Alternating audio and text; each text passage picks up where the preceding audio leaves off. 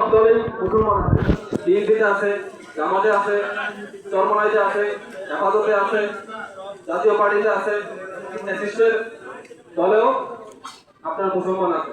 কিন্তু আমরা জাস্ট একটা দলের বা নির্বাচনে জয়ী হওয়ার জন্য যদি নিজের ইমানকে বিসর্জন দিয়ে দেই, সেটা কি ঠিক হলো? ভোট পাওয়ার জন্য কি কেউ তার মুসলমান যারা আমরা দাবি করি, আমরা যারা মুসলমান, তাদের ইমানকে কি বিক্রি করে দেওয়া উচিত না না ভোট পাওয়ার জন্য? এখন এগুলো আপনারা বিবেচনায় রাখবেন ভোট দেওয়ার সময়, কারণ আগামী ফেব্রুয়ারিতে প্রতিশ্রুতি মতো ভোট হওয়ার কথা আশা করি ইনশাল্লাহ হবে। আপনারা সবাই ভোট দেওয়ার জন্য অবশ্যই অধিকার আগ্রহে অপেক্ষা করতেছেন। এখন যারা পূজা মণ্ডপে গিয়ে গীতা পাঠ করে বলে যে রোজা আর পূজা মুদ্রার এপিঠ ওপিঠ, বলে একই জিনিস। আমি কোনো দলের নাম নিতে চাই না,